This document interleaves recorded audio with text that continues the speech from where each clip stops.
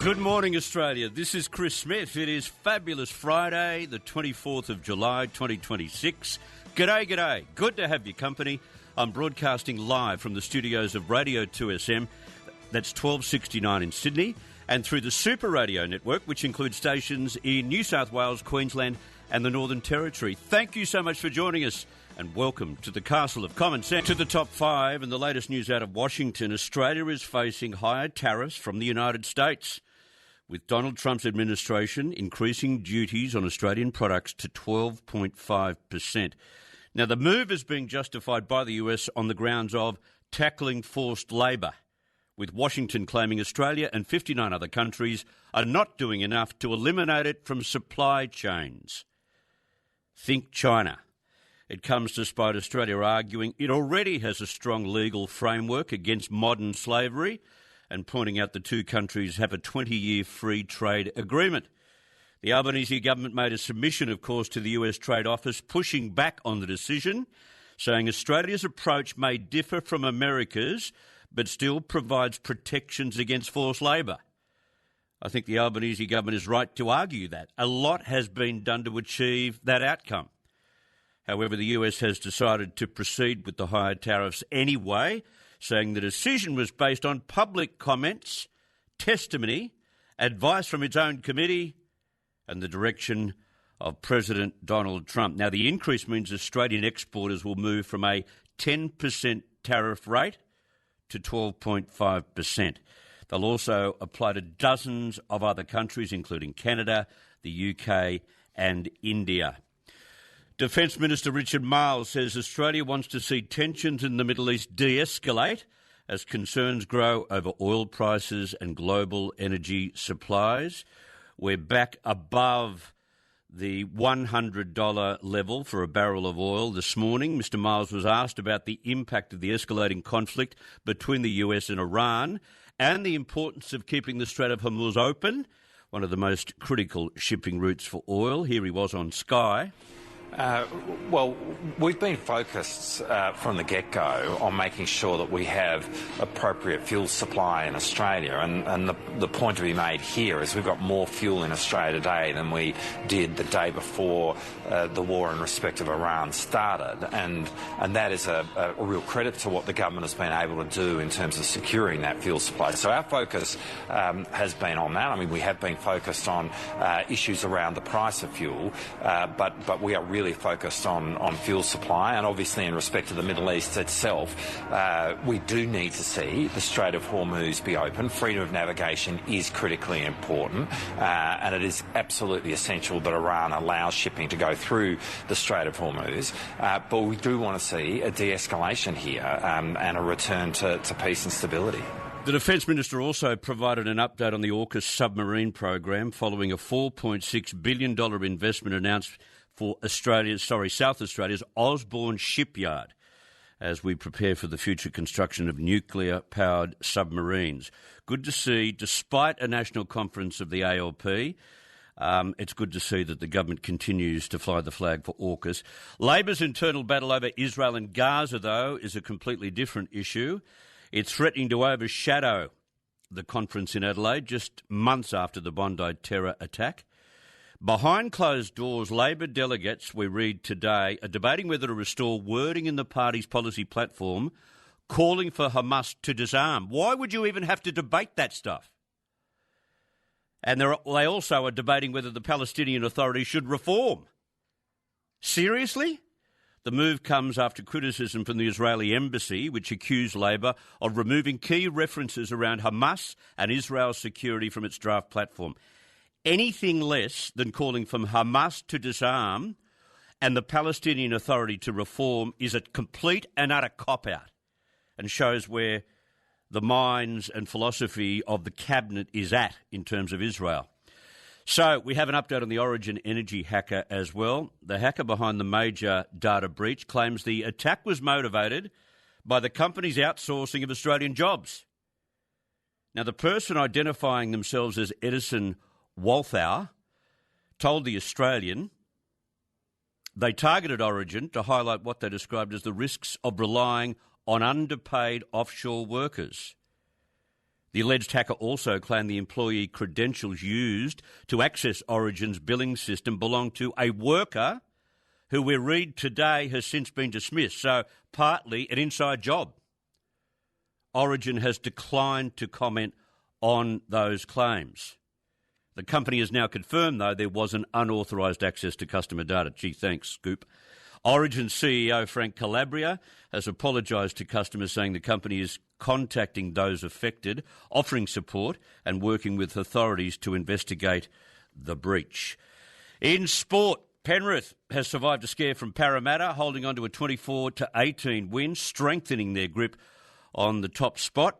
Tom Jenkins was again among the highlights, scoring his 26th try of the season to become Penrith's most prolific try scorer in a single season, surpassing Reece Wesser. Panthers coach Ivan Cleary admitted it wasn't their best performance. Meanwhile, drama at the Tigers yet again. Their star half, Adam Doueihi, withdrawing from this weekend's clash against Canberra after having a row about where he should play with coach Benji Marshall. I thought Benji Marshall was the coach. I didn't know Adam Doueihi was the coach. Why don't they name him coach? Maybe they should sponsor Adam Doueihi next time he plays, and they could sponsor him with Kleenex. That is the state of play. In the Castle of Common Sense, we want to hear from you. It is not a conversation without listeners dialing the number and having a say. Doesn't need to be serious either. It is Friday after all. Do so on 13 12 69 from wherever you are. On the guest list this morning, we will jump on the day's biggest stories with the help of best-selling author, mentor and CEO Alex Malley, including how Pauline Hanson plans to prevent the arrival back to Australia of the 16 Australian ISIS fighters, including Dr. Jihadi. Plus the latest One Nation merchandise, which is nothing short of a stroke of genius. The very popular Austrucker Hall of Famer Mike Williams will be on deck next hour. He's going to discuss the deadly problems facing drivers on the Hume Highway. And the next big battle on the transgender activism front, we have a new tickle versus giggle. Yes.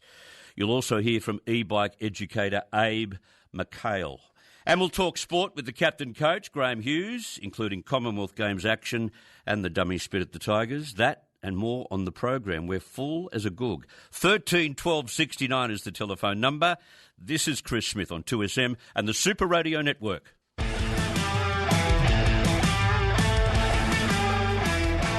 There's an old saying in the military that you must always protect the flanks. But in Canberra, it seems the only priority is protecting the top brass. And this riles me. It should rile you too.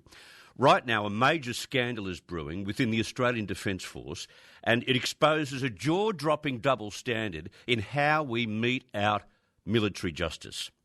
Consider the contrast.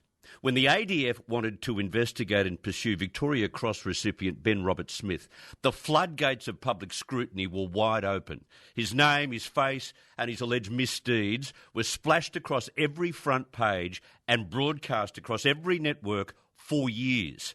The top brass had no problem with the public seeing an elite soldier dragged through the mud. In fact, they spent a whopping $318 million in their attempts to form a case against him. $318 million, and he received no protection of innocence. But fast forward to today. A very senior Navy figure is facing a military court-martial over lucrative defence contracts at Western Australia's Henderson Shipyard. Now, we're talking about serious allegations regarding the management of taxpayer-funded naval sustainment contracts involving major defence companies. Yet, you will not see this person's face on the TV news tonight. You'll not hear their name. I can't say that person's name. In fact, a military judge has slapped a strict suppression order on the case. The public is only allowed to know this individual as Officer Brown, not his name, a star-ranked officer, which means anyone from a Commodore to an Admiral. He is a big fish. This is allegedly big brass corruption. The ADF has even deployed a team of up to 6 legal personnel to defend this officer. They've even arranged for Australia's ambassador to the US to give evidence from Washington on his behalf. It's a gold-plated, taxpayer-funded shield of anonymity. It's a protection racket writ large. as military justice expert David Denton KC rightly points out in the Australian today, this secrecy is incredibly odd. Why are serious criminal allegations regarding public procurement being kept inside a closed military tribunal instead of a civilian criminal court? Why does a star-ranked officer get the protection of a secret military trial while a regular soldier gets thrown to the wolves of public opinion? The Commonwealth Director of Public Prosecutions did not even know about the court-martial. Meanwhile, billions of taxpayer dollars are being poured into the Henderson shipyard, and foreign investment partners are watching this secret corruption scandal unfold with growing unease. But right now, a Victoria Cross recipient who was used and abused by the army as they sent him to Afghanistan on no less than 6 frontline tours, is waiting to be smashed by the ADF in an upcoming high-profile criminal trial. This is the Australian Defence Force all over, desperately avoiding public accountability when it comes to the top brass. It sends a toxic message down the chain of command as well. If you're a foot soldier, you face the full weight of public execution by media. But if you have enough stars on your shoulder, the system will invent a pseudonym, hide the evidence, and bury the scandal. It is time to tear down the wall of secrecy. True accountability cannot happen in the dark. But the deep state in this country is making sure there are expendables in the ADF, and then there's the protected elite. I will say one further thing about this hypocrisy between the ADF and what they do with their expendables, like Ben Roberts-Smith, and what they do with the brass. I will say this. I tend to measure criminality in all facets of life on intent. How much intent was involved? How much planning went in to creating the alleged crime? If you are involved in a procurement conspiracy, which leads to corruption, there's a hell of a lot of intent and planning going into something like that. If you are guilty of killing people in the front line, that is as a result of being in the front line. It is not an act of intent. It's an act of being under incredible pressure over and over again, and maybe, just maybe, defeating the enemy in a way that's unfair. That is a completely different thing to what we heard going on in the WA circumstance and the top brass of the Navy. And yet the Navy top brass fellow gets protected like no other soldier would ever even think of or be capable of being protected. Unlike the criminal trial which is unfolding before the eyes of Ben Roberts-Smith. I find the hypocrisy in that gross, and the ADF should hang its head in shame.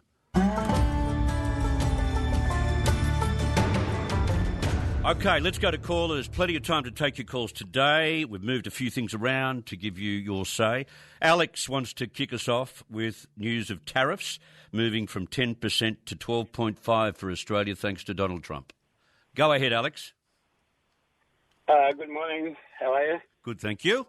Look, talking about hypocrisy, this Donald, this stupid man, Donald Trump, there's no bigger hypocrisy and hypocrite than him. He wants to talk about forced labour and economic slavery than Chris. Let's have a look at their minimum wage in America compare it to our minimum wage here. Yeah, it's in the single dollars. So who is he to accuse us of not doing anything about forced labour or this or that when our minimum wage is more than double theirs? Thank you, Alex. It's a very, very good point. You know, there are some states that have a minimum wage of just a few dollars. Thank you very much for your comments. I want to go to Susan, who wants to talk about Trump and tariffs. Go ahead, Susan. Yes, good morning, Chris. Lovely to hear your voice. Thank you. Good to hear yours too. Yeah, I'm still on the right side of the grass. I just want, we have to go back to constantly, daily. We have to go back to the tower of nonsense, don't we? You know, this 12.5% tariff that he's putting on Australia. You know, he's borderline certifiable, this bloke. You might be right. Yeah, listen, you know... I shouldn't laugh. I find the bloke entertaining. I find him the source of great content for shows like this. So I'm not as set against him as you are, but I understand what he's done this to us for. He's put us all in the same basket. He doesn't want to have individual fights with individual nations about what they've done about slave labour, because if he did have individual fights, we wouldn't have an increase to our tariff to 12.5. We've got, who I can't recall the fella's name that replaced Kevin Rudd, but he needs to wear his jeans out, get on his knees and beg and plead more. This bloke's, well, I don't know how we get out of the situation's going from worse to disastrous. There's one other thing I'd just like to mention while I'm on. Look, I hate the bloke, absolutely. I think he's. The power's gone to his head. He's, and he wants to stay there because he loves the position, and he wants all the medals and everything anything that he can name for himself, all the bling under the sun. I mean, you've got all that. Anyway, look. By the way, you were thinking of Greg Moriarty, who took over from Kevin Rudd. Oh, yeah, that's right. Yes, he had that Moriarty name, that's right.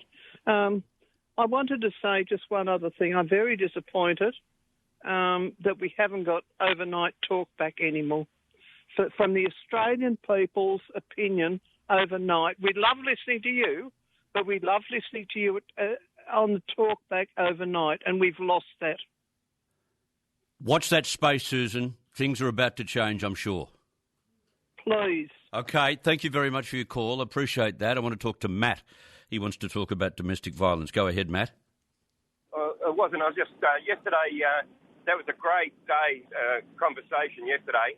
All the topics that you covered, and it was good to see women sticking up for men about the women who aren't totally innocent in domestic violence. Yeah, that's the one thing. And well, it was truth. It was backing up what Pauline Hanson said and putting it in context. Yeah, that's right, yeah. The other thing was the AI fines. I got 20 points worth of fines in 6 weeks with the AI cameras, and I'm going to lose my licence, and because I'm a truckie, I'll lose my job, and because I'm a hard worker and bought a second house, I can't get the dole. I'm going to be without any sort of money for 6 months. They don't miss you, do they? Yeah. And then I'll tell you another thing, right? At St Mary's, right, there's a street called Glossop Street, right? Yeah. And it's been a main thoroughfare to get the trucks into the industrial area at Dunedin Circuit, right? So what they've done is at the railway bridge, they've put a 20-tonne load limit on it without telling anyone, right? There's road trains go through there. They weigh 60 tonnes, right? And B-doubles and that, right? So anyway, my mate Tommy got booked, and he was empty, right? He only weighs 10 tonnes empty. But you know what they went on? It's they're not going on the weight for the safety of the bridge.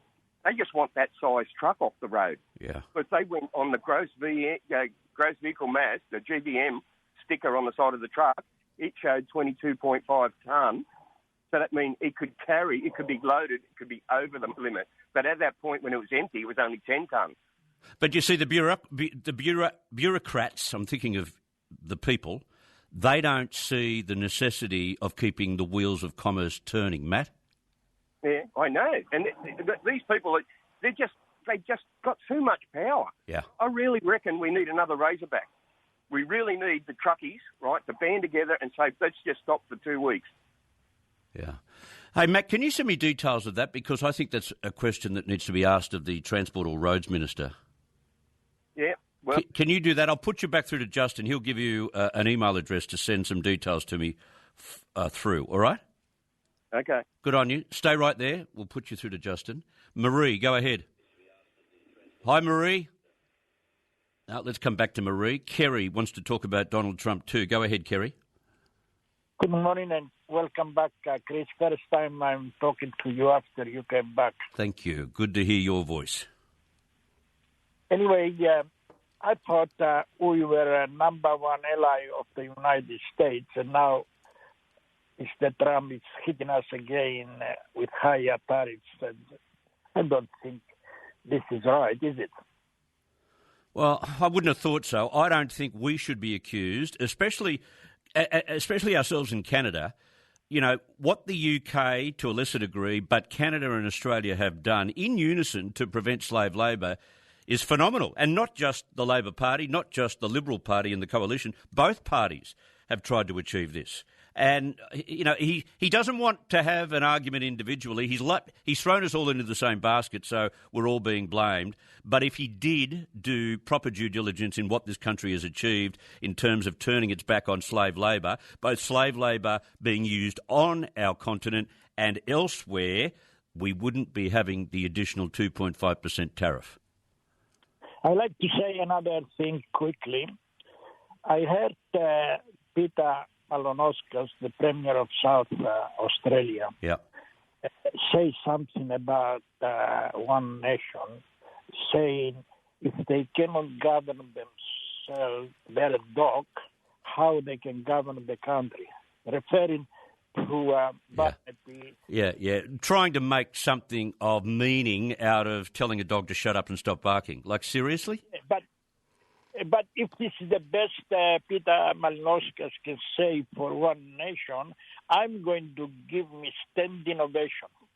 If that's the worst he can say, you should give him a standing ovation. Kerry, you make a very good point. I noticed that. I heard that when I got off air because this was going on as we had these serious conversations about domestic violence yesterday on the program. But Malinauskas, to try and make a meaningful implication from what Barnaby did on that television interview as some kind of, you know, measurement of what One Nation is up to at the moment is farcical. What a ludicrous thing to say, and he embarrassed himself in front of the nation at the National Conference. Let's get to the newsroom. Patrick Morrow, good morning to you. Happy Friday, Chris. The US has placed new tariffs on Australian goods. Queensland authorities say they think a suspected positive case of H5 bird flu has been detected in the state for the first time. A motorcyclist has died after crashing while riding in a state forest in the New South Wales Hunter Valley yesterday. And at the Tour de France, Ecuador's Richard Carapaz has won stage 18 of the event. We'll have those stories and more at the top of the hour, Chris. We'll be listening, mate. Thank you very much for that. Marie, I've got you back now. Go ahead. All I can say is thank God you're back, young man. Thank you. Able to handle the callers, even me. I'm the old-fashioned one. I agree with what Susan had to say. The people, they're the best researchers. There's nothing wrong with my country. It's one of the greatest countries, and we need a Prime Minister to stop being the flying Prime Minister. Stay here. It's not all, but a lot of the people that have come in recently, they want their own parliament. They want to demonstrate at the rate of knots. Yeah. Where's the leaders of this country?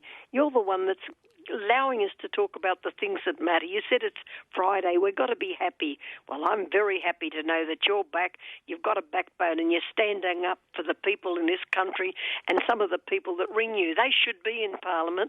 You can't count how many they've got, and they've all got their researchers and their people to help them and to tell them what's wrong and that. Why should we have a single thing to worry about? God bless anyone out there that's doing it tough. Don't ever think you're forgotten. You're not. Thank you for being there, young man, and thank you for handling my call. Oh, look, you are too kind, but not only that, you're a motivational inspiration. Well said. Thank you for being there, young man. Keep bringing people. This is still your country. Thank you. Thank you, Marie. Thank you, Marie. We need a little bit of inspiration from those ringing as well, not just complaints and fossicking through the remains of what is left of Australia right now. Well done. Glad to get her call today. That makes Friday all the worthwhile.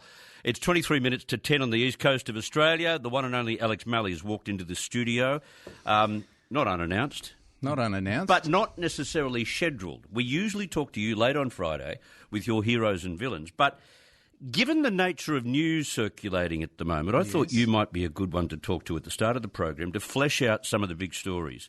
Now, Alex, for those who don't know, is a CEO. He's a best-selling author, business mentor, lecturer, disruptor, which we admire, and there's a stack on. I've got to say that despite being persecuted and prosecuted left, right and centre, Pauline Hanson is on a roll.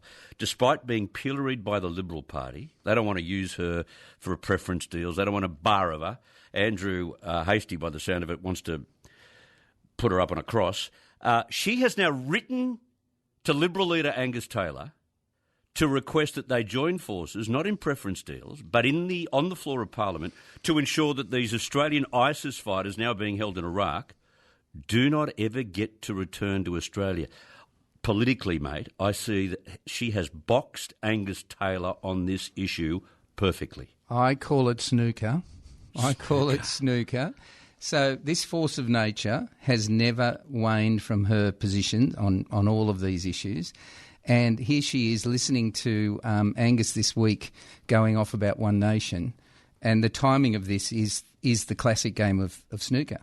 So in the end, Chris, I think everyone enters politics with the right mindset and with all the belief in the world.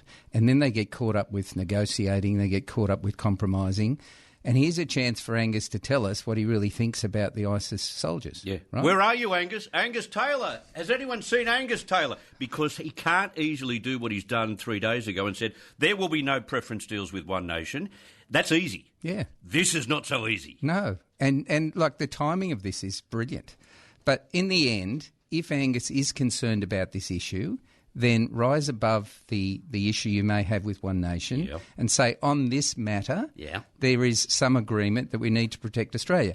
Now, it's a really easy choice, but it's the most complex choice he's had to make so far. I could just imagine the conversations from about 6 a.m. this morning on the telephone with his advisors trying to work out, how the hell do we get out of this? I know. How do we start with an F? Yeah. And it ended in me. How do we get out of getting into bed with Pauline Hanson? This is what it's about. But I think if he believes in this, then he's got to say, look, as you all know, I don't agree with Pauline Hanson and many of her policies, but on this matter, we think it's important to the Australian people. We'll work with her in Parliament on this one. I wonder whether we'll hear from him today on this, or will he'll take the midway option of just allowing it to flow over. Go through the news cycle, we get to Monday, something else is on the agenda, and he doesn't have to comment. I'm sorry, if the Canberra Press Gallery are doing their job, it doesn't matter whether it's Monday or Monday week, they've got to ask the question. You know, in leadership, there's one word you can't live by, being tentative about anything. Yeah. Don't be tentative. Make a call one way or another. Do it today. Well said, well said. The Prime Minister opened the ALP National Conference yesterday with a gift to his key backers, the unions, by establishing another jurisdiction for workplace battles. A Fair Work Court, he called it. That's separate from the Fair Work Commission. Alex, let me be rather cynical. I'm sure they won't stack it with former union reps to give bosses like you a hard time, will they? Well, can I just say, honestly, that in my lifetime of 60-odd years, and by the way, Marie called you a young man 3 times. She's obviously intelligent, but there's some vision issues that Marie's got. Anyway, as far as this is concerned, in my years as three CEO roles, I've never known a more flexible workplace. I've never known a workplace that has special days off for staff, maternity and paternity leave, career breaks, supporting charity. Take a day off because you want to support your charity. There's never been greater collaboration, and there's imperfects, but in the scheme of things, there's never been a more. In fact, it's too cooperative sometimes. Yeah, and the scrutiny required within the workplace about behaviour between staff has never been more watchful. Absolutely. I mean, you can't look at anyone sideways. They've even got notice boards where people give you their mood before they walk in. Right? This is where it gets even more complex, but that's for another day, Smithy. Yeah, that is. But the bottom line you is... need to go down that track one day. Yes. Geez, that'll take a while. So here we are having a government that's talking about, let's look at issues where there's a drama. Actually, there's far less dramas than there's ever been. Focus on productivity. You know why? The magic game? There'll be more employment. There'll be more people working. There'll be more flexibility. Better wages. There'll be better wages. And Australia's future rests on people being employed. It's as simple as that. You put another layer of public service on this, forgetting the politics of it. What about the cost of it? So you've got a Fair Work Commission. Don't like you're not going with the employee every time. So we'll put a court up on top of you, and we'll add a burden to the system. And the court will have to have 200 support staff behind. That's how it works. Oh yeah, nothing's cheap in public service. Yeah, that's really interesting. How about a productivity court as opposed to a Fair Work Court? Yeah. Well, they'd have nothing to do in the productivity court. At the moment, nothing. Back to One Nation, Alex. Story of the week, sadly, has become Barnaby Joyce's verbal assault of his barking dog, Stella. And I love the way he explained a day later what actually took place on that interview. Well, you couldn't hear it, but she was right underneath my feet, underneath the deck, which is behind us, and just barking. Not sort of like quietly woof woof. It was like continual, like woof woof woof woof woof woof. And I couldn't hear Sarah Ferguson, which is not a great loss. And I couldn't hear the questions, and I'm sort of winging it. And Sarah Ferguson's getting a fair run up and giving me some media chin music, and I'm not on the balls of my toes. I'm not playing the good shots.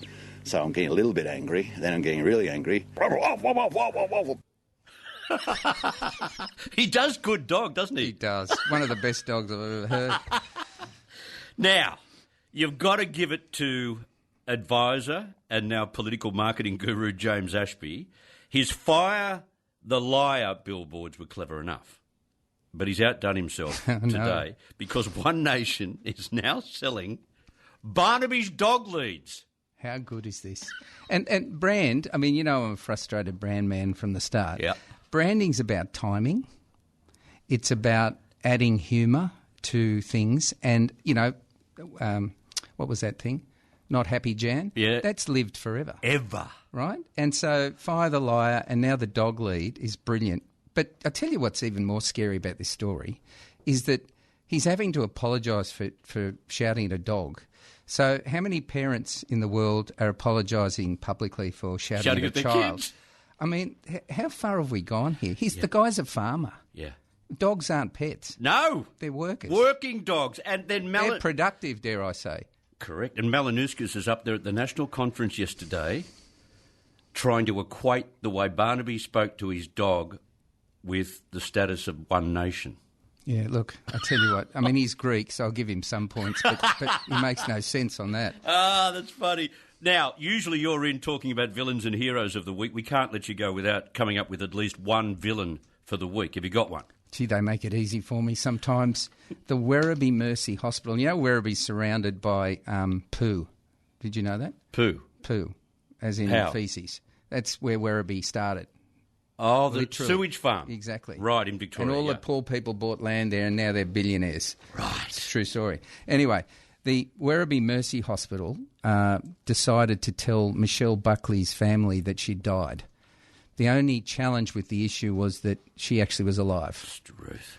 So I thought about this. I reflected, Smithy, and thought if that happened to me, I could see parties being set up to celebrate and then all of a sudden they'd have to can it and not say anything to me. Or you could turn up and take part in your own death party. That's true. Yeah, good but fun. But in Michelle's case, the family loves her. How can they get that wrong? Well, the good news is they are reviewing their processes.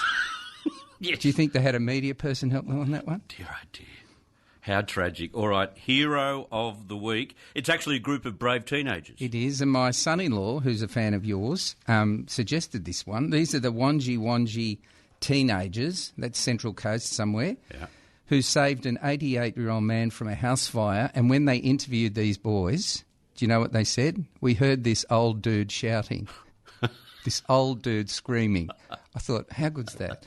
I mean, good boys. Language could be better. Yeah. But anyway, they met him today, the other day, and he thanked them. And the old dude's still alive. How good. Wanji, by the way, is on Lake Macquarie. It's a beautiful place. I have been fishing there in the past. It's a beautiful Never heard place. of it before. Wanji. There you go. Yes. You'll probably get a call now. Yeah, we will. From people in Wanji. Give us a call, 13 12 69. That's a great story. The teenagers who weren't just lazing around and doing what teenagers are often accused of doing. They may have been, but at least they heard the old dude and they helped him. Fantastic. Alex, great to have you on at a different time of the day, and thank you very much for all of that. Thanks, Smithy. Alex Malley, CEO, best-selling author, business mentor, just extrapolating some of the big stories today. What are your thoughts? What does Angus Taylor do? Does he just pretend that he didn't receive the letter from Pauline Hanson? Does he not comment on the request to stop the ISIS fighters from coming back into the country? He's not going to run from this, is he? Or is he so anti-One Nation, afraid of One Nation, intimidated by Pauline Hanson, we won't hear from him today? As soon as I see Angus Taylor holding a press conference, I'll go directly to him. In the meantime, the Chemist Warehouse sale gets even better. Yesterday, I said the sales price for Arbor Vitae Joint Health was $55.99 a bottle, all right? We've been told by Brendan at Arbor Vitae that the price is actually $54.99 a bottle. When every dollar counts, this is a tremendous news thanks to Arbor Vitae and Chemist Warehouse. Now, they've got 570 warehouse outlets around Australia. Go there and grab hold of this. It only lasts until the 5th of August. $54.99. That's a 24% discount off their usual price. Great saving. And, of course, it has this incredible active ingredient, pycnogenol. It's a French maritime pine bark extract. If you look it up, you'll see the science behind it, which is why it's so effective in terms of being an anti-inflammatory and an antioxidant. Always read the label, always follow the directions for use, but always go for the best deal. And that's at Chemist Warehouse up until August 5 on Arbor Vitae Joint Health. I thought this would happen. When we mentioned the incredible location of Wonji. Out of the blue comes a Wonji local. Marg, welcome to the Castle of Common Sense. Good morning, Chris. Love your show. Don't you leave it, you old dude. I won't be leaving it. As long as I have a say, I won't be leaving it, all right? Good boy. Now, I'm ringing about our boys up here that saved this old dude. God love him. The boys, I hope they're recognised by some hierarchy. They deserve an award, don't they?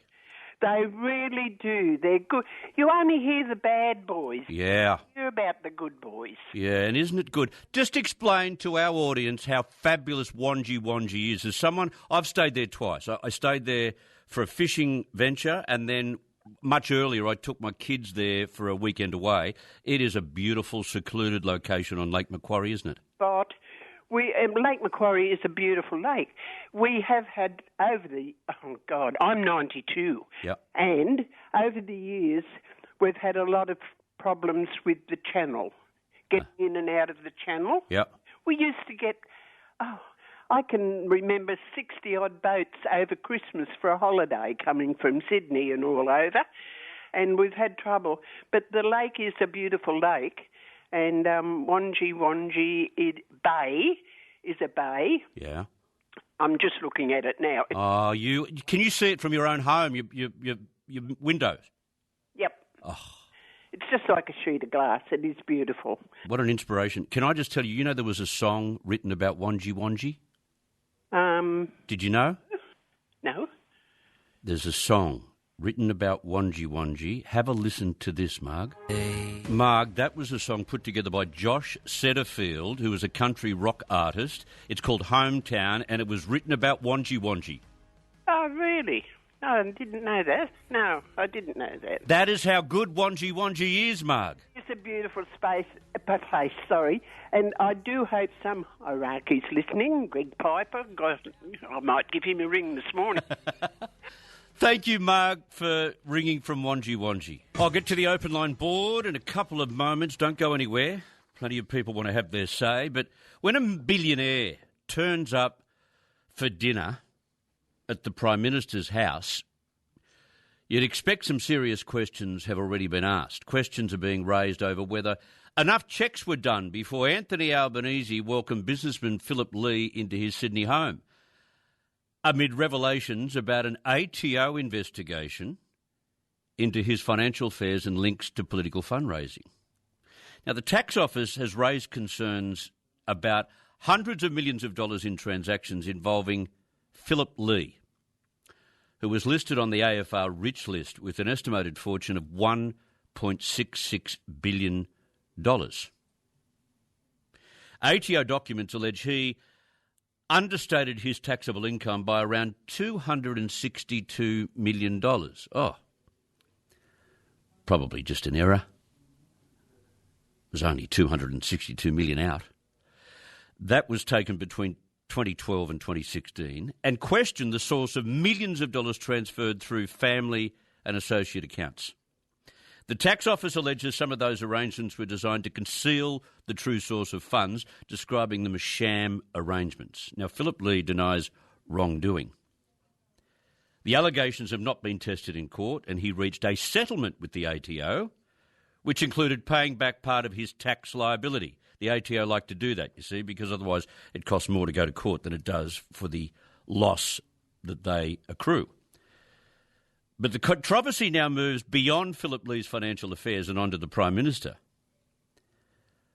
Now, the dinner I'm talking about earlier in the week, the dinner that occurred on Monday night, was connected to Labor fundraising. The source to the Australian Financial Review said that the Lee family wanted to give Labor $1 million. But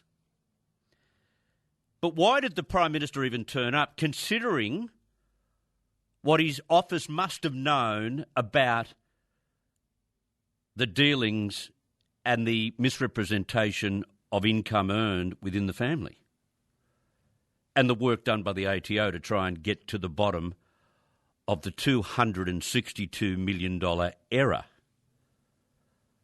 I know Anthony Albanese is in front of his beloved supporters in Adelaide right now, and there'll be a lot of lapping up the fanfare. There'll be triumphant speeches, more applause than you'll find at Wimbledon. But at some stage next week, the Prime Minister has to answer questions about why he would get into bed with the Lee family.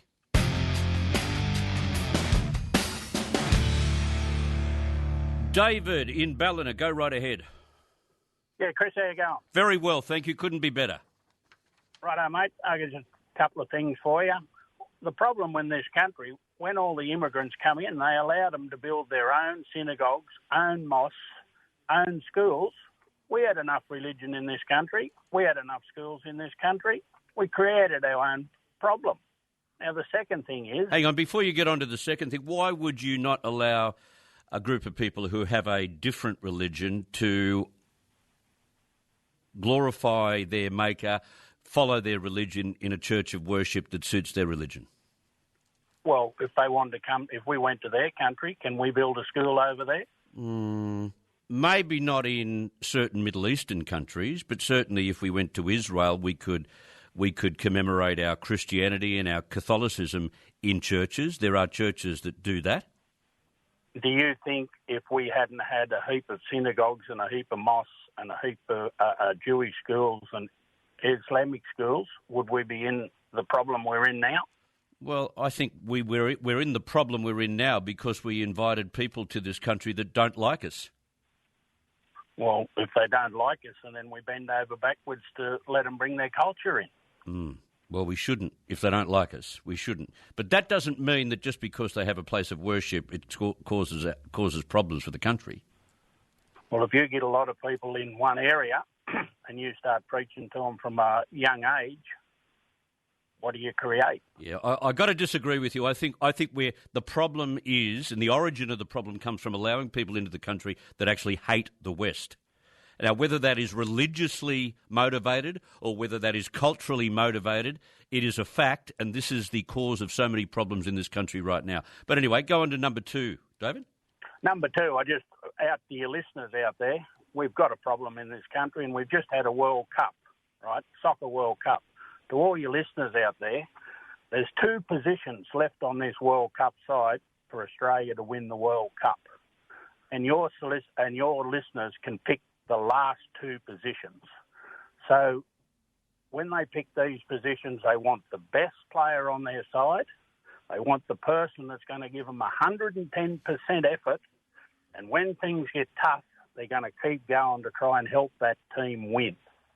So the people they can pick from are Anthony Albanese, Penny Wong, Angus Taylor, Jane Hume, or Barnaby Joyce, Pauline Hanson. Remember, there's only two positions left. I like this game.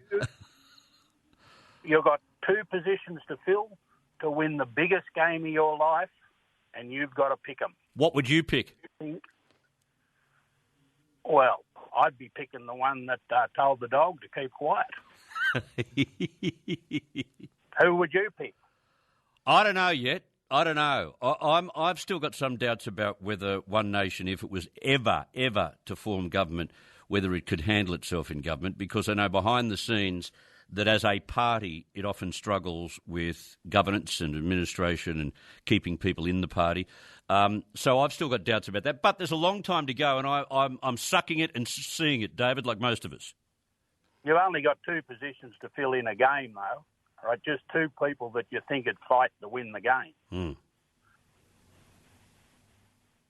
And who is your number two? Well, I don't know, really. You got one with a little puff shirt on him that runs away from everything, and you got the other fella that you couldn't trust or he'd tell a lie. All right, David, thank you very much. How about we put that to the rest of our listening audience? Of those six, who would you pick to win? Fill out of that six. All right, the Administration and Government World Cup. Okay, thank you, David. Appreciate that. Good on you.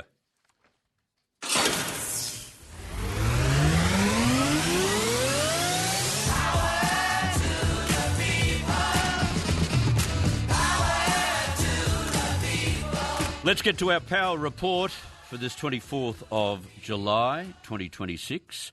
And I'm just looking at the sources of power as registered by AEMO, the Australian Energy Market Regulator. Let me have a look at what we've done here. Okay. We've taken...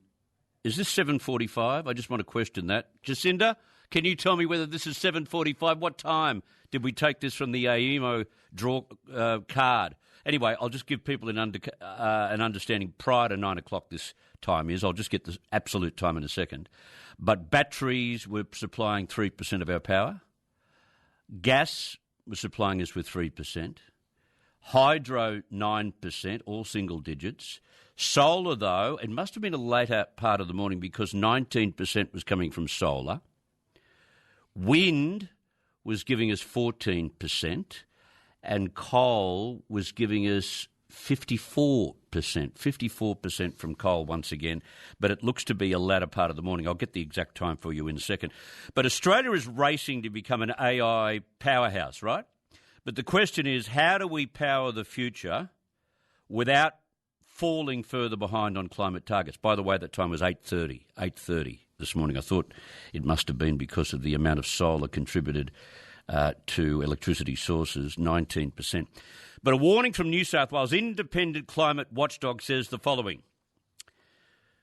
The state, New South Wales, is already on track to miss its emissions goals. Surprise, surprise. We're going to get nowhere near net zero. Anyway, the reason that they're saying that we're going to miss our emissions goals is because we're going to have a surge in new data centres and continued coal mine expansions adding pressure to the transition. But these are natural market forces. We're getting into a data-intense world where individuals need quicker access to their data. It is a natural progression happening in every country in the world. We've got to have new data centres to provide us with this information to keep up with the rest of the world. So I don't know what they're saying, what we're supposed to just stop pursuing an AI future, are we?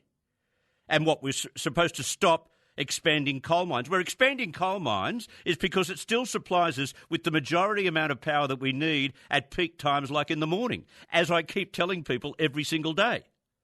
So these are natural market forces. We need new data centres, and yes, they're going to suck out a heap of power and a heap of water from our systems, but we need coal mine expansions because we need reliable 24/7 power. You can't get that from wind and solar. So the New South Wales Net Zero Commission says the state could fall up to 20 million tonnes short of its 2030 emissions target. Big deal. Because of the rapid growth of electricity-hungry AI data centres.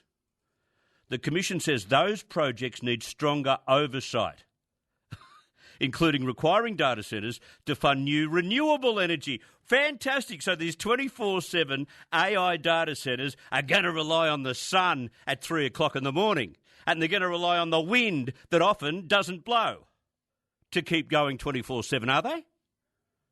That's like something that would come out of the mouth of that stupid Minister Chris Bowen.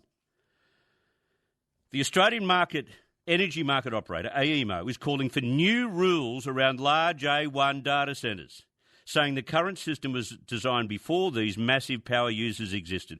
Well, this is a natural force of an economic nature. Data centres are the future. They're not even the future, they're now. Now, what are you going to do? Stop data centres from connecting to the grid? Are you going to stop data centres getting access to power, are you? Are you going to stop data centres getting access to water? Well, that's fine, but we won't be keeping up with the rest of the world. We certainly won't be keeping up with the rest of the world when it comes to jobs. And as for coal mine expansions, this is a natural progression of a grid that can't rely on sun and wind. That's why these things happen. And the premiers of the states that tick off on these expansions, they don't want to do it. They're greenies deep down. They don't want to expand coal mines. Chris Minns doesn't want to expand a coal mine. He's from the Labor Party. But he has to, because he knows if he wants to keep the lights on in the state of New South Wales, he better expand some of these base load power sources. It's the most reliable base load power we have, coal, whether they want to admit it or not. Let's take a break after all of that. I find these reports on, oh my goodness, we're going to miss our net zero target in 2030 and in 2050. Just mindless crap, full of ideology. Virtue signalling means nothing. What we need to do is find ways of doubling our baseload power, doubling it, and not through sun and wind because that doesn't double it. You double it to cater for what is coming, which is the data centres of the future. And not of the future, of now. And you can, demonise coal as much as you want. Pretend to the world and pretend to your voters that you're going to save the planet. You can do all of that, and they're doing it right now. But the fact of the matter is, if you want to keep the lights on, you can't kick coal to the curb yet. And if you kick the AI data revolution to the curb, you're simply not keeping up with the rest of the world. Yeah, Chris, just the naval issue. The naval case against a top brass so-called officer, could be an admiral, we don't know, that is kept under wraps. We can't even find out who it is. It's not even before a criminal court in a common law sense. It's going before a military tribunal. What an absolute cover-up this is. Yeah, he'll wind up with another gold star, a bit more gold braid and full pension and, thanks very much. Why would you join the Defence Forces? Yeah, and this is not a good look because it tells you there are two grades of individual in the ADF. The top brass that will be protected to the hilt, and then those in the front line who have to make life and death decisions, they're the ones who will be expendable. Yeah, get thrown under the bus. Yeah, it's filthy, isn't it? Disgraceful. But anyway, that's my little say. I'm glad you had your say, Alan. Thank you very much for that.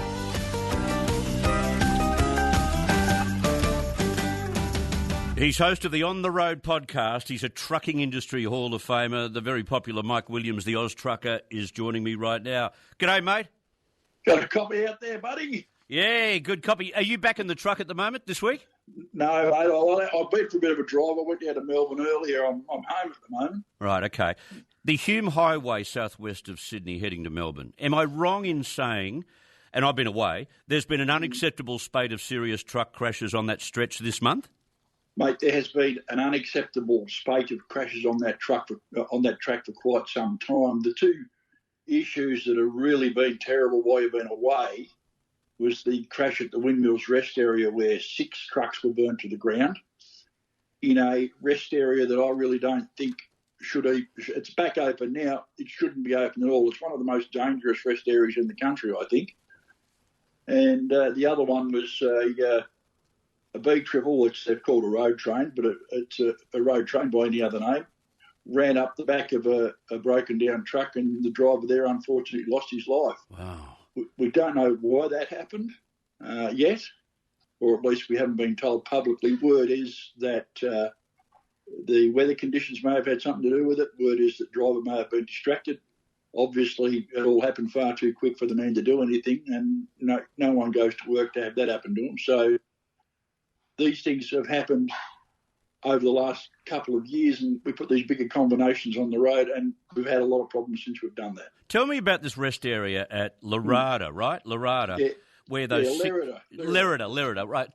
Tell me about that rest area. If you've got a rest area that doesn't have its own lane for about a kilometre, you're asking for trouble, aren't you? You are. So obviously trucks don't stop on a 5-cent piece. You've got to start slowing them down. That particular rest area on the northbound side there is downhill on a left-hand sweeper. The visibility onto it is terrible, and it's in 110 zone. Oh. So if you're coming down to pull up there, you've got to start slowing down early. You don't know what's going on in the rest area until you're actually in the entrance of it, and you need to take steps accordingly. So you're going in there fairly slow. Now, the genesis of this incident the other night was the bloke was going in there, chap coming along behind him who's been charged with neck driving, by the way, basically wasn't paying attention, hit him up the back and pushed him into the rest area, and 6 trucks were burnt to the ground along with all their freight. There was butane, there was alcohol, there was mattresses, there was all sorts of lovely flammable stuff in there.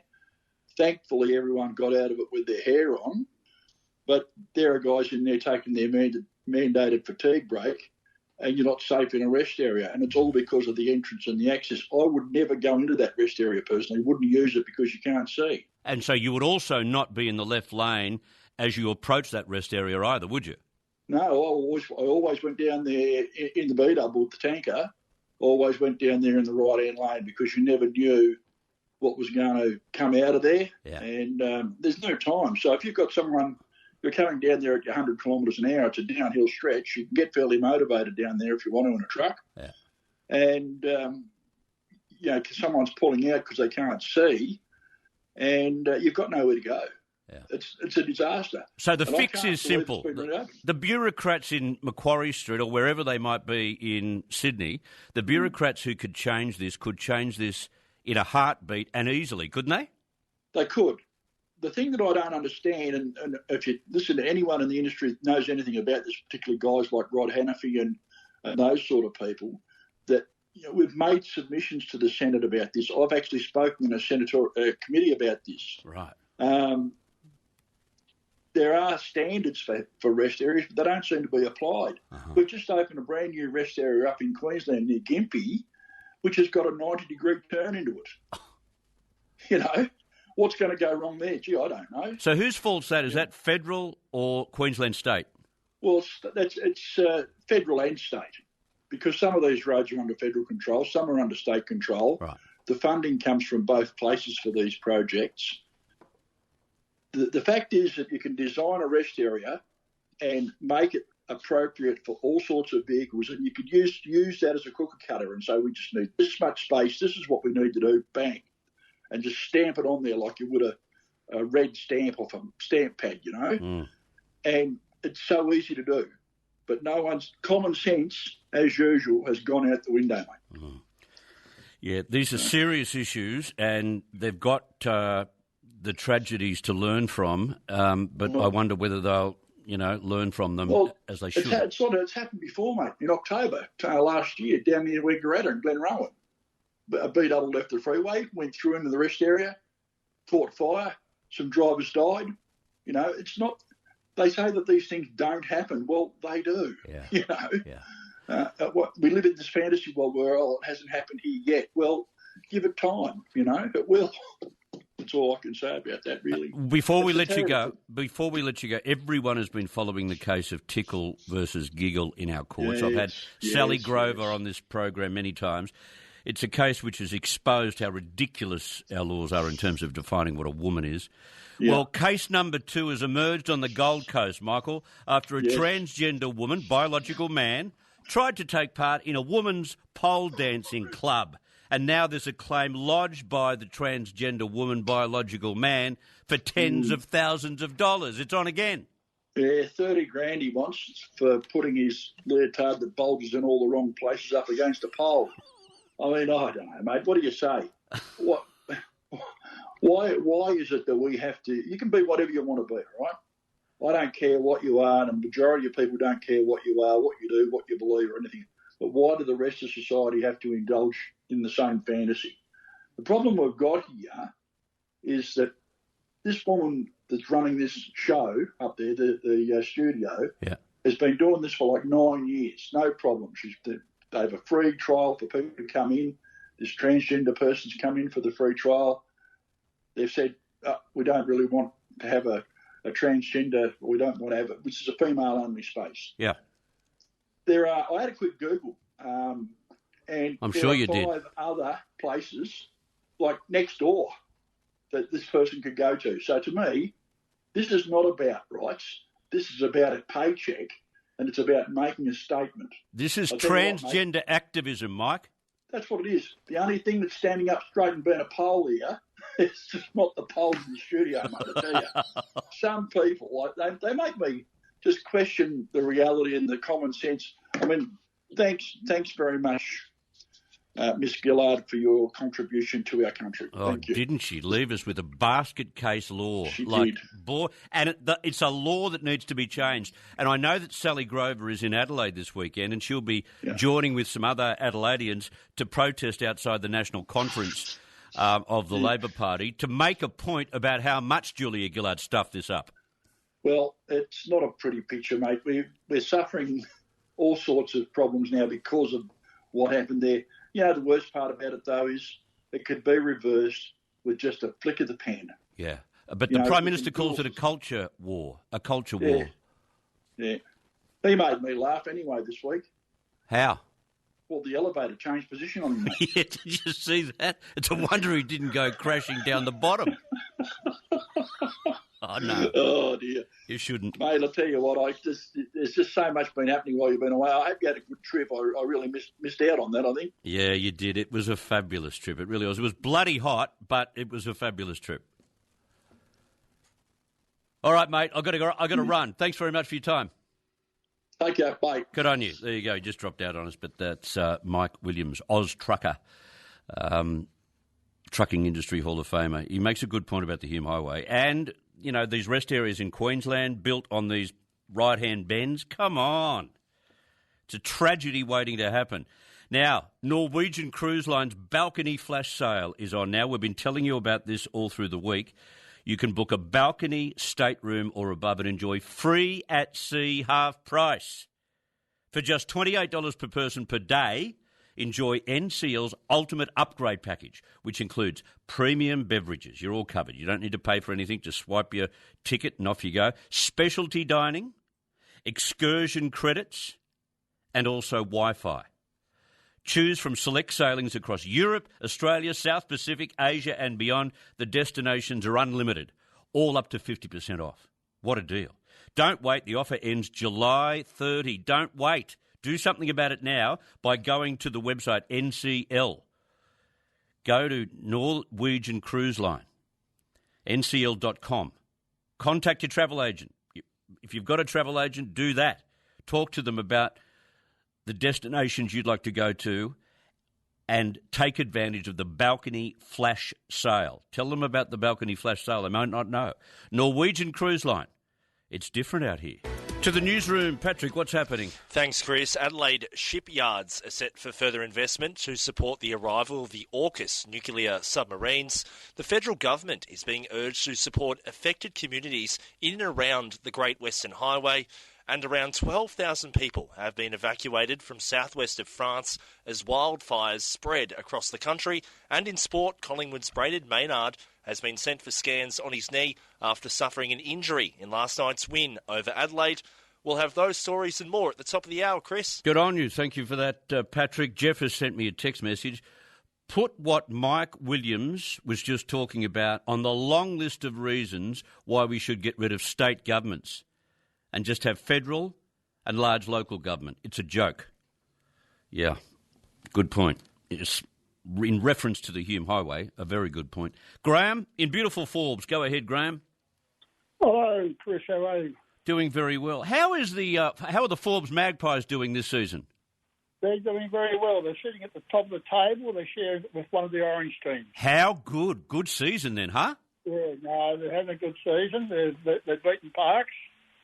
the old saying, because of the animosity, of course, between and Parks, the old saying is, if you only have one win, if you only have 2 wins for the year, and they're both against Parks, I said you've had a bloody good year. Mate, I used to call the football for 2PK, and I've called games at Pioneer Oval in Parks and Spooner Oval in Forbes, and boy, oh boy, the animosity is amazing. Yeah, it's unreal. Yeah, it is unreal. Anyway, you don't want to talk about footy? Oh, yeah, I'll talk about anything. A couple of things. Yeah. Firstly, while you're away in the Telegraph, there was an advertisement placed by 2 professors from universities in America. One is a professor of physics at Princeton University. Yeah. And the other one is a professor of Earth, Atmospheric and Planetary Science at the Massachusetts Institute of Technology. So they're not fools like me. Yeah. They are both claiming that CO2 levels, instead of being high, are getting dangerously low. They've gone from 1,400 parts per million.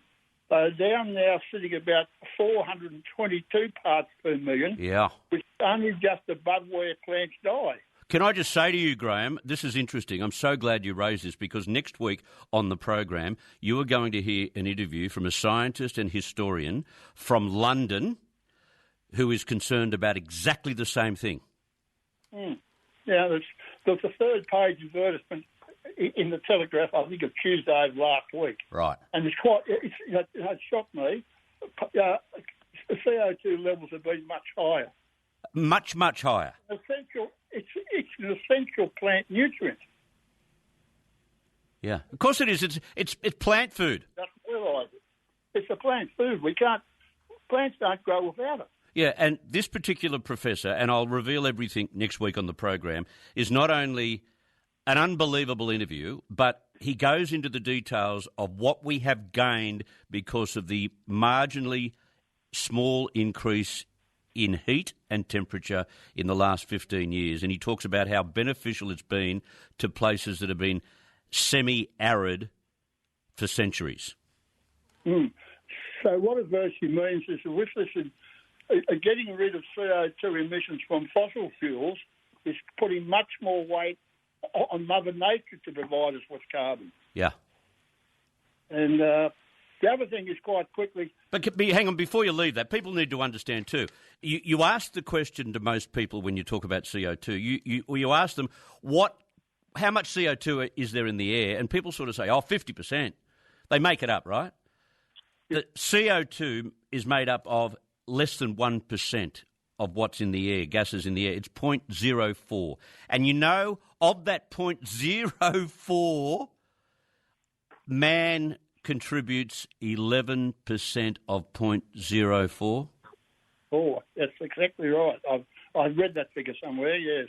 And you're telling me that man-made CO2 is now dictating how warm it gets? Give me a break. No, that's exactly right. The other thing that concerns me is the way that Mr Albanese has turned this inquiry around completely. Instead of talking about anti-Semitism, he's now talking about Islamophobia. Yeah. And there's no room for Islamophobia in Australia. What a con. But Well, if those who are radically motivated within the Islamic community stop creating hatred, stop hating the West, stop taking out taking weapons to hurt people. If they did that, there would be less scrutiny and maybe less cynicism about Islam. Exactly right. The other thing is that those who are the anti-Semitisms are bad people. I don't think there's any fear from the Islamophobes. I would fit the criteria. I think it's an Islamophobe, but I don't want to go killing. I don't want to go and kill people who no. You know. Yeah, non-believers. You don't want to go and kill non-believers, but others do. The other thing is because you speak out against Islamophobia, you're considered a racist. It's nothing to do with race. It's religion. Yeah, it's about you are. I call it. I am an Australist. That is, I worry that if you are not fully supportive of Australia, you have a problem, and you are a misfit in this country. That's exactly right. I mean, I've been involved in this. I'm almost 80 years of age, and I've been involved in a lot of charitable work. I've done a lot of good charitable work. I'd like to ask Mr. Albanese what he's ever done for Australia that he hasn't been well paid to do. Yeah. Graham, thank you very much for all of that, and good luck to the Magpies for the rest of the season. Bob, you want to talk about Net Zero 2. Go ahead. Good morning, Chris. Morning. Thanks for the time. I know how busy you are, so I will be brief. Yes, the Net Zero BS that they've all conned us with, when you look at it realistically, what we've done since they bought it in, doubled our electricity price, tripled our grid that's on ICU at the moment every time they blow up a coal-fired station. And it's just crazy. The little bit of carbon we've saved in the last 5 years, they've blown out 10 times over with the oil infrastructure being bombed in the Middle East at the moment. And as I said earlier in the program, I think it was last hour, all AEMO is recommending we do is start putting controls on data centres and start stopping expanding coal-fired power stations. These things are happening as a natural progression in our economy. Why are we restricting this stuff? It's crazy. The true unsubsidised price of green energy would be probably about $2 a unit. Yeah. The sky's the limit, you know. We just can't afford it. They want us to be the clever country and a manufacturing great, but we need to have some of the cheapest power in the world to do that, not the most expensive. And we used to, and we can have the cheapest as well, Bob, but we just cut our nose off to spite our face. Oh, for sure. It's false economy. They build green economy and that has to be replaced in 20 years. They build a baseload station that lasts 100 years. It's a no-brainer, you know. 5 to 10 cents a kilowatt for nuke, maybe 15 to 20 for a coal-fired station. Yep. Say green, $2 plus a unit, whatever the price is, once you take away all the subsidies. And that don't even apply for most of the people in Australia. I'm one of the grown army that rent and can never afford to buy a house. I can't put a solar thing on my roof or anything, so all these subsidies do nothing for me, but that's just one problem I'll touch briefly. The other one I want to bring up really quick is Queensland Olympics. Latest costs, they estimate will be $7.2 billion, but like all government projects, it'll probably blow out to about 10. Yeah. Week of Glory in Brisbane is going to do stuff all for North Queensland. It's going to bankrupt the state for another 20 years. And they're 6 years away from the Olympic Games, and they've only got one facility under construction. Well, that's right. The Bird's Nest is a crumbling ruin at the moment, and all the other Olympic facilities around the world, they've either been bulldozed or not used after the event. So is it worthwhile spending billions of dollars just for 7 days of glory for Brisbane? No. That's about all I need to say. I think I've said my point to you, mate. I just don't want to hold you up. No, don't be silly. Don't have to rush that fast, Bob. I think in the future we're going to have to start awarding an Olympic Games to a state or province, not a city. For sure, yeah. We've always been the forgotten north here in North Queensland. They sold our airport here years ago to supposedly build a hospital outside the storm surge. They built the land, and it's as far as it got. The money went to Brisbane, and that's always been the same with North Queensland. We've been the forgotten north ever since World War II, but that's just the way Australia is. But something that's going to benefit Brisbane and do nothing for us up here, and worse off, bankrupt the state for a long time and the nation, because they're getting a lot of federal support as well for the Olympics. Do we really need to? Well said. It's not just a rhetoric question, it's a concern. Good on you, Bob. Thank you very much for that. Appreciate your call. Got to go to a break, going to come back after that and talk about education for those who like their e-bike. Still no sign of Angus Taylor. Still no sign. Front page news today, he was challenged by Pauline Hanson to stand with her against those ISIS fighters. Nothing. Crickets from Angus Taylor. Maybe he'll vote to have them returned, do you think? Now, e-bike use has exploded across Sydney and around Australia, particularly among young riders. But alongside that growth, we're seeing a worrying rise in dangerous riding, serious crashes, hospitalisations, fatalities. Well, there are calls for a crackdown on e-bikes, including from yours truly. You see, I think registration and education are musts. People are talking about tougher enforcement and education, and we're seeing the seeds of education in this area.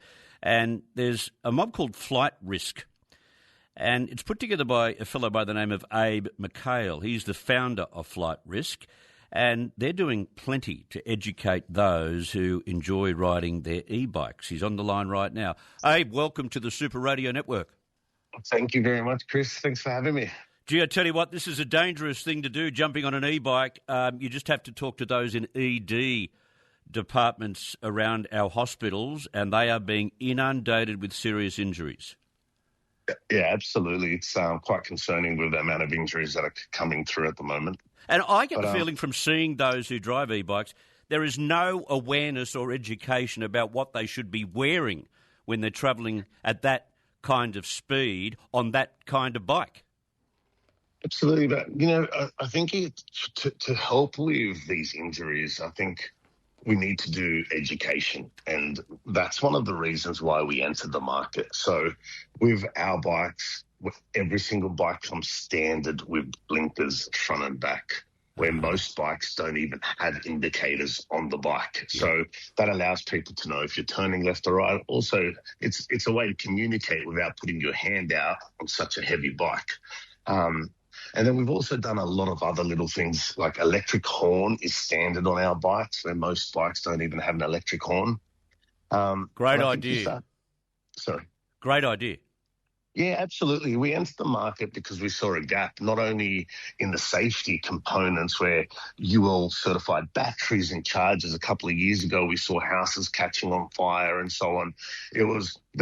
The e-bike market and e-mobility is here to stay, but then how do we do it in a way that is safe, but also gives family control over the bike and making sure that their kids are safe? So you're running what's called flight risk safety days, are you? Absolutely. Look, some people get confused with the name and they're like flight risk. And I'm like, look, that's a little bit about our personality, but really at the core of our business, it's about technology. So part of our safety days, our bikes all come with GPS tracking. So not like nearly no bike in Australia. We're the only company that had developed this technology over the last 2 years. But it gives families access to the bike on a click of a button on a phone. So at all times you're tracking your child. Yeah. So there's a bit of responsibility on parents to kind of know where their children are and what they're doing with these bikes that they've purchased. But how do you get that information if they're out there with no tracking? So all our bikes are fitted with 4G SIM cards, come standard, and it gives the parents the ability to watch where the bike is at 20. And then also the ability to play back where they were throughout the day. So, part of the way to kind of change things is education is the first thing. But then also adding some controls in some areas that the kids know that, there's some supervision across them. So you're rolling out technology, you're selling bikes, but you're also educating. How often do you hold these safety days? Every 3 months we hold a safety day with Matt Moss, who's the Supercross champion. And for us, it's about teaching how to ride. A lot of these kids get on a bike and just go for it. And, back in the day, my dad used to take me down to the park and teach me multiple times. But jumping from a normal pedal bike to an e-bike is totally different. So we put these courses in to teach kids on how to brake efficiently, when you see an object, what to do, teaching them basic rules and also fundamentals of riding an e-bike. And for heaven's sake, wear a bloody helmet. Yeah, look, we're actually in the middle of releasing a brand called It's Cool Not to Die, because I think helmets, we can do a lot more in the industry to kind of make these pieces a little bit more fashionable or a little bit more, focused on kids that would want to wear them. Yeah. So our whole philosophy is it's cool not to die, and starting to teach children and people that have been on bikes, is dangerous, but you need to have the safety gear and make it a little bit trendy so people would want to wear it. Yeah, I love the campaign slogan. I think it will hit home among teenagers in particular who understand what it's trying to achieve. It's cool not to die. I love it. Flight Risk, the best way to go to you've got a website, yes, right? Flightrisk.com? It's flightrisk.co, and we're located in Mascot. You won't miss us. We've got the big pink, and we're here to make a change because e-bikes are here and they're part of the future. Yep. It's just how do we teach children how to ride them, and even adults. Abe McHale, thank you very much. Good luck with your business. Thank you very much. Well, the ALP National Conference is underway in Adelaide, as you know. Most of it will be out there for all to see tomorrow, But you see, now's the time that they get into their factional meetings and start working out exactly what they should be making an announcement on and which faction wins. So who wins when it comes to Hamas? Who wins when it comes to Palestine? Who wins on all these other issues that the Labor Party seem to be infatuated about? So Anthony Albanese has already had an obstacle confront him, as you know, and I told you about this on the program yesterday. His biggest obstacle wasn't one nation. It was that broken escalator that in the middle of nowhere stopped on him. And he's lucky he didn't do a forward roll down to the bottom of the escalator. Luckily, he got a call from someone who knows exactly how he feels, a man who had the same problem only a few years ago.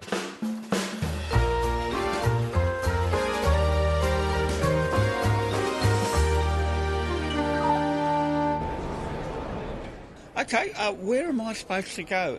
Is it here? Where? Prime Minister, just jump on the escalator. Oh, Struth. Oh, Struth. It just stopped suddenly. That could have been a bit dangerous. Hello, who's that? Albo, it's the leader of the free world. I'm just watching you live on television over here, and I just saw that you had an incident on an escalator. I couldn't believe it. I was watching. Oh, hello, Uncle Donny. I don't know what happened, but the escalator stopped suddenly, and I nearly took a terrible spill. Oh, yeah. Look, I remember I was on my way to a United Nations summit, and the same thing happened. Happened to me, too. It happened to me. I didn't know what was going on. It stopped suddenly, and, well, the First Lady was in front of me, fortunately. She was like the hottest airbag you could imagine. She really was. She's beautiful. She saved my life. But, she's done that on more than one occasion. Like what, Uncle Donny? I remember one night I was sound asleep, and then I woke up and she was tampering with my sleep apnea machine. But apparently it stopped working and I'd stopped breathing. Well, that's what she says. But anyway, she said she was turning it back on for me, but whatever. Look, you got to be careful, but like you do on those escalators. I sacked the person that turned mine off. Oh, well, I can't do that because that person's probably in a trade union. And look, I really need the unions over here. They're a bit like your Teamsters, only meaner. Okay, yeah, true. Okay, whatever. But look, I got to get going, but I just wanted to make the point before I go that when my elevator stopped, I was on my way up. When yours stopped, you were on your way down. Kind of fits, doesn't it? Oh, crikey. Anyway, I've got to run. Danny Andrews and I've got a fundraiser lunch date with another property developer at the One Bung Lung Chinese restaurant. Ni hao, sissy, bye.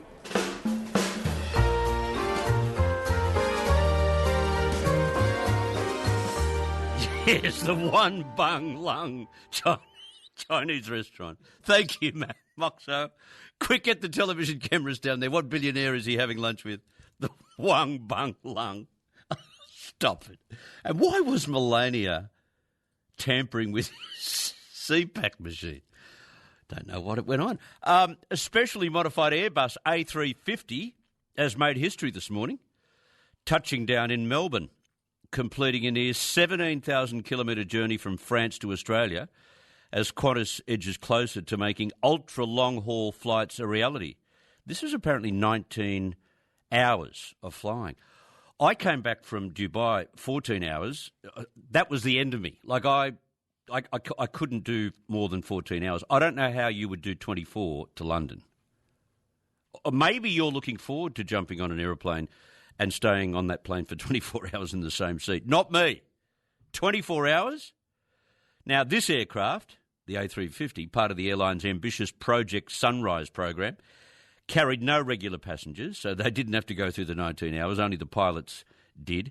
Instead, its cabin was transformed into a flying laboratory, packed with 5 tonnes of testing equipment and 1,000 sensors linked by kilometres of cabling to monitor the aircraft's performance throughout the journey. On board are just 4 test pilots and 5 engineers, all tasked with collecting critical data as the aircraft made its first ever landing on Australian soil. While it looks similar to other Qantas aircraft, the A350 has undergone several key modifications, including the installation of an additional 20,000-litre fuel tank designed to support the airline's planned non-stop flights between Australia and Europe. What are your thoughts? Would you be prepared to go to London? Look, if you do business in London, it's going to save, a 33-hour journey, stopping at your stopover point, etc., etc. That's a pain. So maybe if you need to get there quickly, maybe this is for you, but 24 hours on the same journey, the same plane, in the same seat, I'm not so sure I'd be comfortable. I was talking a little earlier today, just off air, to a few people about what I noticed in France when we were there. We were in France for a significant amount of time, Paris in particular for 2.5 days. And, gee, I noticed how many women, French women, were sporting tattoos. They were everywhere. And it was, my son and I were commenting on it at the time, as two blokes would as they walk through Paris. But they're becoming more common than ever, not just in Europe, but also in Australia, with recent studies showing 19% of Australians now have at least one tattoo. But despite tattoos becoming increasingly mainstream, some workplaces are still drawing a line when it comes to visible ink. Under Australian workplace laws, employers can legally introduce appearance policies that ban visible tattoos. I doubt whether this is going to be a rule that will be enforced for much longer. The way the unions have a stranglehold on the workplace at the moment under a Labor government, I think will be the next thing that will be banned. One Queensland mother has been quoted on this issue saying she was scared when she picked up her daughter from daycare and saw the worker tattooed from the neck down. Do people get scared now when they see someone with that many tattoos? What about Adam Reynolds playing for the Broncos? He's had more tattoos added to his collection. He's tattooed everywhere, like right up to below his ears. Meanwhile, a young male from Bankstown says he was judged during a job interview because of a small love heart and arrow tattoo dedicated to his mother on his forearm. See, I've got a tattoo on my forearm. It's like a Celtic cross that represents my English, Scottish and Irish ancestry. I've got another tattoo of a Chinese character, a love character, with the initials of my kids. And then my most proud tattoo is on my left shoulder, which is a Rabbitoh. That's the one that stands pride of place on my body. But that's it for me, so 3 little ones. But I know people have got plenty, and others who won't dare get a tattoo. I guess it's about regret, isn't it? You get one in life when you think it's a cool thing to do, and then all of a sudden you realise, gee, they don't look too flash 20 years later, do they? Have you ever had an issue with tattoos? Maybe you just hate them. Maybe you think they're disgusting. Or maybe you are a bit of a fan of an array of tattoos. Maybe, see, the problem is when you start, falling in love and thinking you'll be in love forever and then getting the name of your partner on your body, that can go awry when the relationship ends. That's never a good thing. But things that are, never going to be out of fashion, like, as I say, Rabbitoh, I'm never going to go for another football team. And it's a passion of mine, and I'm never going to be, from a Celtic ancestry.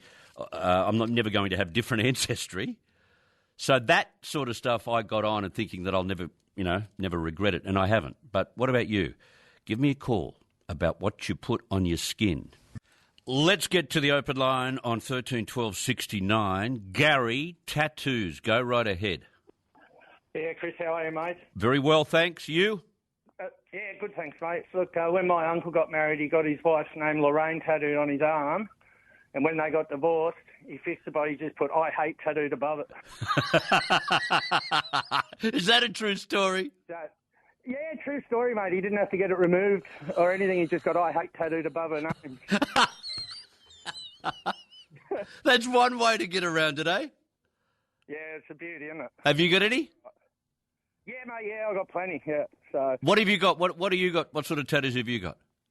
Oh, well, I'm of Irish heritage, so I've got a lot of Celtic stuff. Yeah. And mythical dragons and that kind of thing, so. And whereabouts? Legs or arms or chest? Both legs, left arm, sleeve. But we got tattoos when they were cheap. Now they want $300, $400 an hour to be tattooed. Yeah, it's expensive. My son got a few on one of his arms, and I couldn't believe the money he had to save up to pay for it. And now they're just literally like computer designed. They're so intricate and so fine in detail and whatnot. They've come a long way from when I was a young chap getting them back in the 80s. So the pain hasn't changed though, Gary. Sorry? The pain hasn't changed? No. Short is the pain, long is the pleasure, apparently. Really? I'm not convinced. It hurt like hell when I got it. I keep telling people when they ask, did that hurt? I'm like, yeah, you better believe it. And what sort of pain? And I describe it this way. Imagine you have a really bad sunburn and then you scratch the sunburn with your fingernails. Well, my mate's got him above his eyelids. Stop! Yeah, true. Both his eyelids are tattooed. So when he closes his eyes, it looks like they're open. No. What a dumb prank to get tattooed. A lot of tequila, mate. Yeah. A lot of tequila. Yeah, the Dutch courage. Good on you, Gary. Thank you very much for that. Dave, go ahead. Morning, Chris. Morning. Yeah, I was living back in the States working in California when 9/11 happened, and shortly after that I went and had an American flag and American eagle put on my upper left arm. Right. And then when I became a citizen here in Australia, I had the Australian flag and the boxing kangaroo put on just below it. Oh, aren't you a switchable citizen? How good's that? Yeah. But funny story about tattoos. I was working in California at a Whole Foods store in Palo Alto, and there was this woman that used to come in 3-4 times a week. She was gorgeous, always well-dressed, and you could tell she was business corporate kind of girl. And saw her come in the store one day on a Saturday. I was working loss prevention there, and I saw her come in, and she was in tracky dacks and a regular sweatshirt. She bent over to get something off the shelf, and a big tramp stamp came up on her back. That instantly changed how I felt about her. What did you think then? I couldn't stand it. Yeah. Didn't think of as highly of her as I did before. Isn't that interesting? But I got to say, when we were in France, as I said before, I couldn't believe how many French women were moderately tattooed. Yeah, it's getting a little crazy now. It's just the thing to do. But like the fellow said before, the price is absolutely shocking now. And fortunately, our tax dollars are going to pay for people on the dole drinking. I was going to say a bad word there, drinking and getting tattoos. We're paying for it. Yeah. It's interesting. You look at television programs like Maths comes on, and if you get a chance to watch that from time to time, you see that most of the girls are tattooed. Yeah, my wife and I have noticed that. Yeah, it's quite shocking. Yeah, interesting. Good on you, Dave. Thank you. Yeah, do you, especially when it comes to women, do you think less of a woman who's moderately tattooed? See, it's one thing to have something on an ankle or inside of an arm, but it's another thing entirely when you got women with entire arms or, part of their chest tattooed. It doesn't frighten me, it doesn't turn me off, but it makes me screw my nose up a little bit and think to myself, why?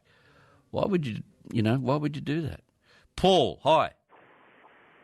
Oh, hi, mate. How are you going? Good, thank you. Just funny, I heard you on this morning because I was in a Coles supermarket recently and there was a lady in there shopping. And I think that's got to go back to the tattoo artist where some people their request shouldn't be done. She had a head shave and she had one eyebrow that went from the temple on one side to the temple on the other without a break, and it was dark green. No. What drugs was she on when she went to get that done? Some I've probably never heard of, I'd imagine. Yes. Have to.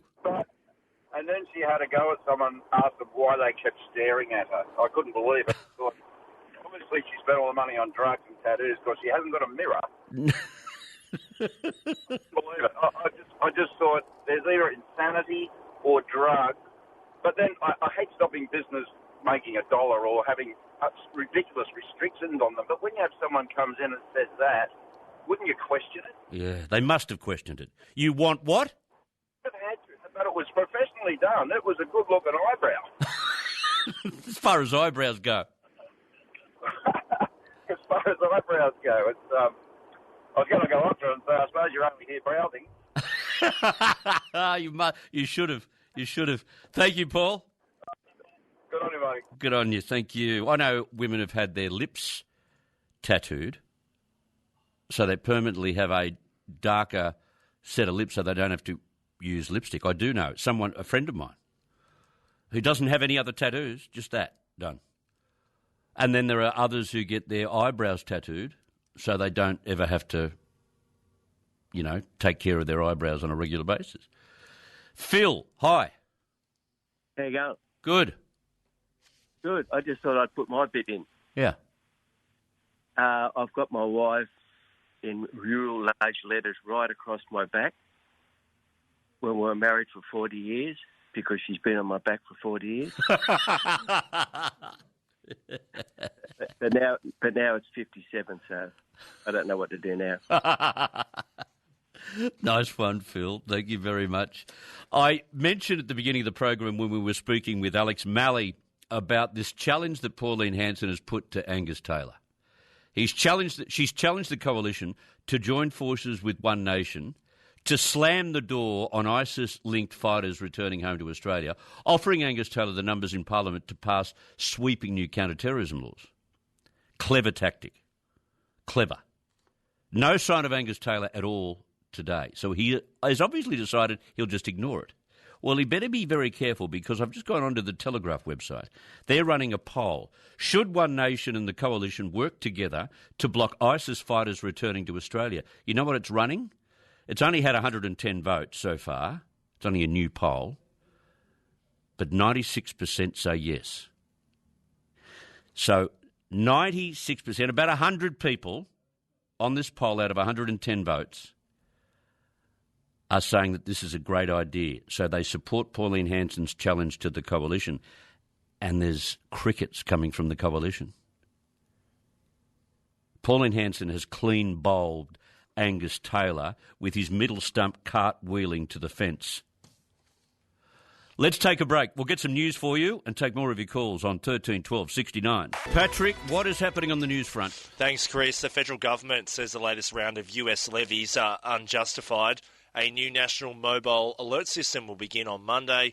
The US military says it's completed the latest round of strikes on Iran as Iran has rejected a ceasefire deal passed along from the US by Iraqi mediators. And in sport, bad news for Cowboys fans. Tom Dearden has been ruled out of tomorrow night's clash against the Broncos due to an ankle injury he picked up in last week's game against the Dolphins. So we'll have those stories and more at the top of the hour, Chris. Good on you, Pat. Thank you. Steve has sent me this email. This is Steve's verbiage, not mine, all right? This doesn't come from me. It's only my program. Steve says, Chris, B.B. King's wife had a B tattooed on each cheek of her butt. When she bent over, it spelt Bob. That's disgusting. It's just, I can't believe that someone has allowed that to come onto the program. Gary at Ocean Shores. Go ahead, Gary. How you going, Chris? Good. Tattoo. That's good. Yes, a friend of mine was a nurse. She was working in London. They brought in a punk rocker girl drug overdose. So they had to strip her off. So she had bright green hair, bright green underarm hair, bright green pubic hair, and the tattoo under the bikini line said, "Keep off the grass." Did it really? Thank you, Gary. Thank you very much. I knew I was going to get a plethora of jokes related to tattoos. But you see, I like the truer stories. So I think we've got more true stories today than we've had jokes, which makes it fascinating. Ben, you don't like them?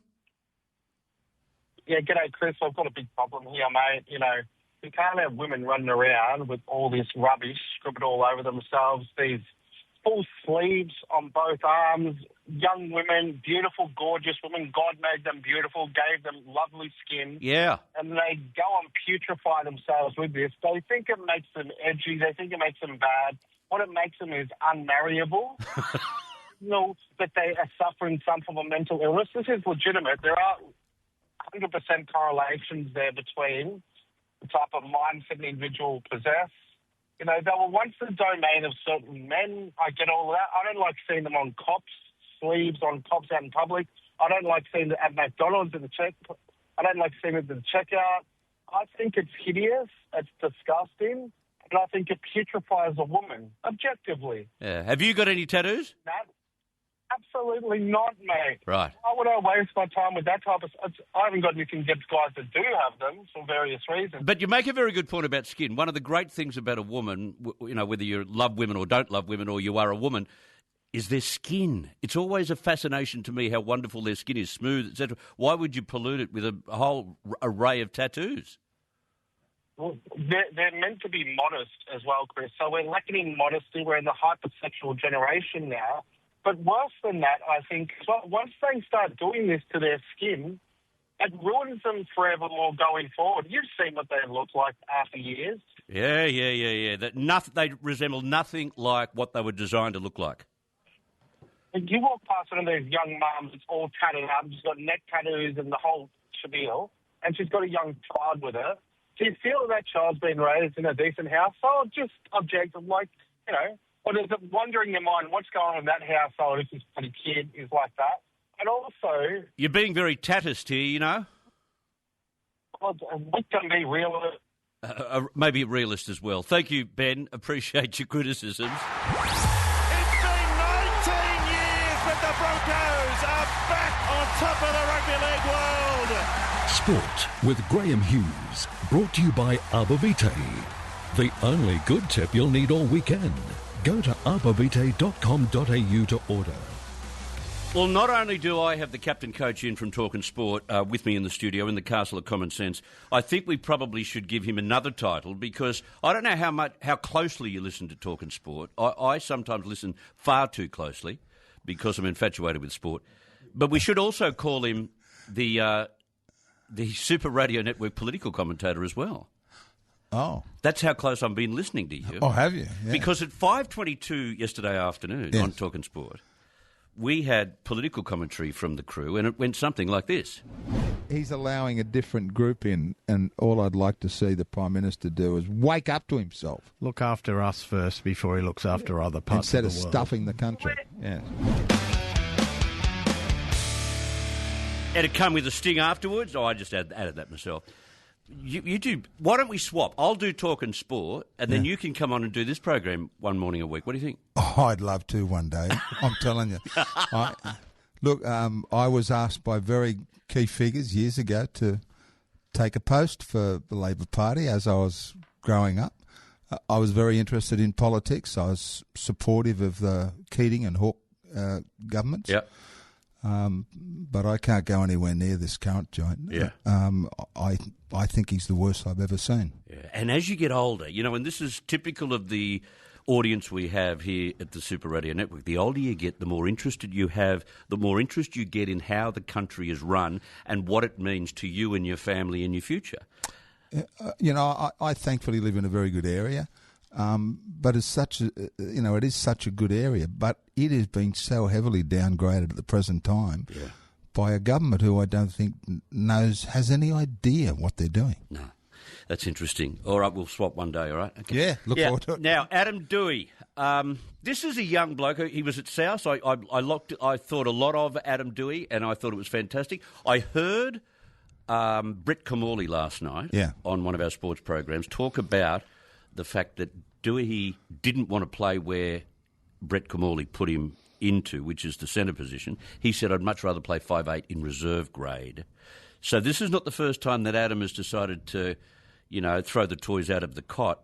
Maybe they should sponsor him. They should get a sponsor like Kleenex or something and stop his sooking, because he is sooking. Benji's the boss, not Adam Doueihi. Look, it doesn't matter what happens when you are part of a team. If you think that you ongoing can prove something to the coach, you do it by playing. You do it by being still part of that team no matter what. What Adam has done is just sent such a poor message, not just to some of his own teammates, but also to other clubs who might have been thinking, we'll have a look at this kid one day. Yeah, true. I mean, you're part of a team, Adam. Get back, play, and if you want to prove somebody wrong, do it on the field. And if they put him at number 14, you will play 14. Absolutely. That's about playing with it's about playing with the team. And you mentioned as you came into the studio before during that news break, what about the kid they've got at 7? Yeah, this is a big problem now for young Javon Andrews. I mean, how's this young kid thinking about him getting out there to wear the number 7 jersey, and all he's reading is about a whinge by a player who he's replacing? I mean, it's poor.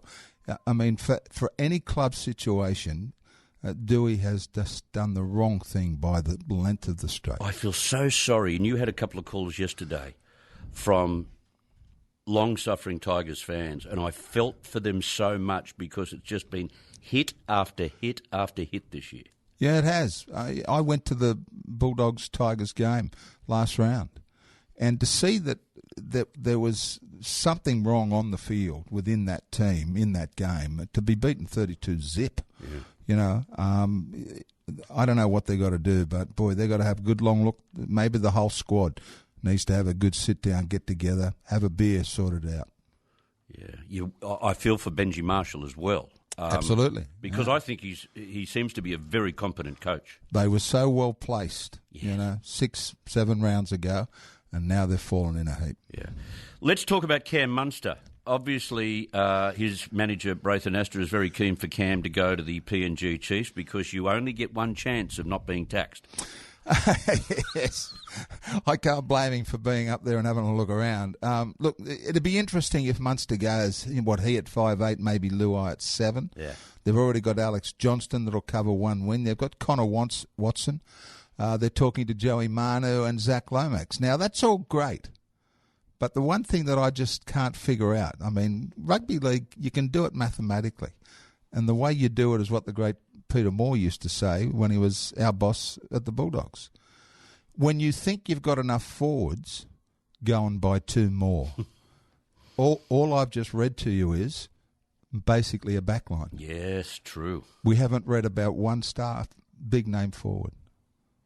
I can't imagine that Willie Peters would allow that to continue. I'm sure he's got his head screwed on in terms of forwards. Let's hope that that's the case. But the other thing is, Graham, where are these PNG players as well? Because PNG has had some terrific players in recent years. Yeah, I don't know how they're going to fit it. I mean, and people have got to remember, this has all got to happen by, 2028. Yeah. I mean, look, they've been given a massive head start with the tax-free money. Yeah. And that could be a very decent backline. But I can't do much until I see more forwards. I felt sorry for the Eels last night at 12-0. I thought we were watching an upset, and it's always good to give Penrith a run for their money. Yeah, I got to hand it to Penrith, though. I mean, they were down 12-zip. They were fumbling a bit, but then they just put it on. I mean, 24 straight points. I mean, when they lock into gear, it's almost like you think, well, when's the other team going to get the ball? Even with 2 sin bins. Yeah, absolutely. They had to go through 2 sin bins. Look, I just think that they're such a strong team. It doesn't matter what happens in a game. Mentally, they just all refocus.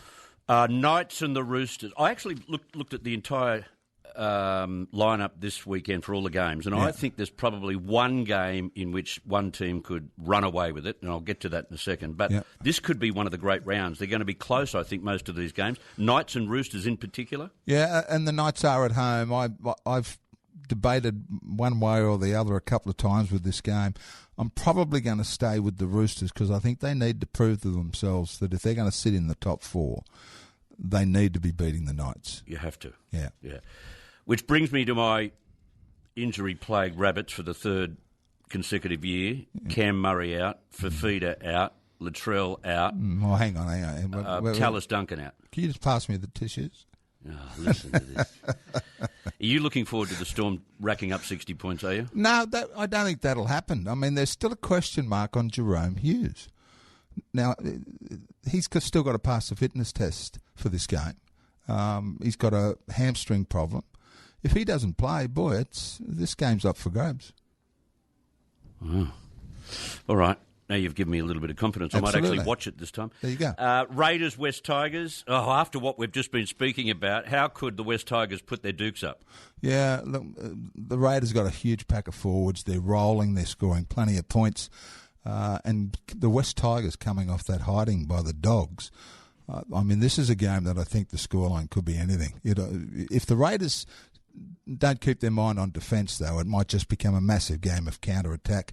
But I do expect a lot of points in the game. Will you have a chance against the Warriors? Yeah, I'll give them a good chance. Right. I do. They're just getting into that mood where I think they've got a little bit of self-belief about maybe the bottom part of the eight. If they can defend well against the Warriors, they'll be in it for a long way and possible upset. Yeah. The derby in Queensland, Cowboys v Broncos. This is a great game, But, boy, hearing that Tommy Dearden is now out, that would convince me. Reece Walsh, back to his best. The win over Penrith was outstanding. Yeah. Broncos. Dragons, Titans. Both of these teams have got a little bit, have been playing fairly good football in recent weeks, haven't they? Yeah, they have. The Dragons have certainly lifted right across the park.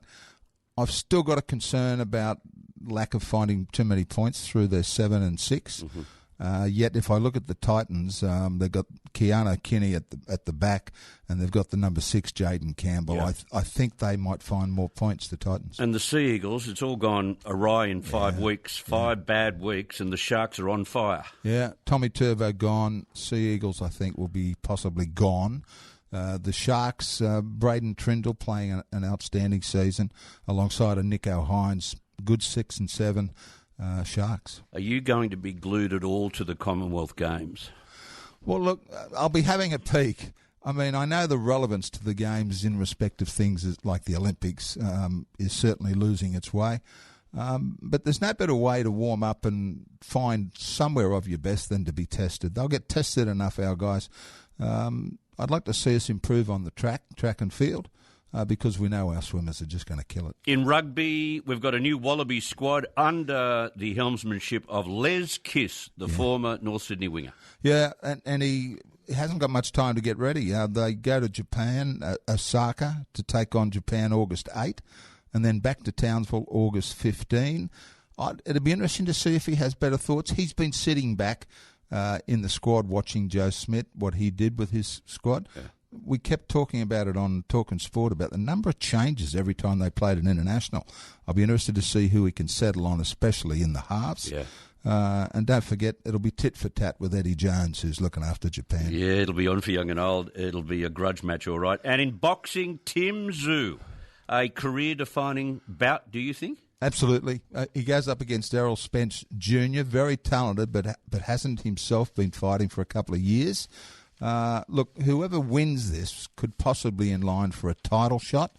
Timmy Tszyu, I wish him all the best. I think he's in real good touch for this. Under Jeff Fennick too.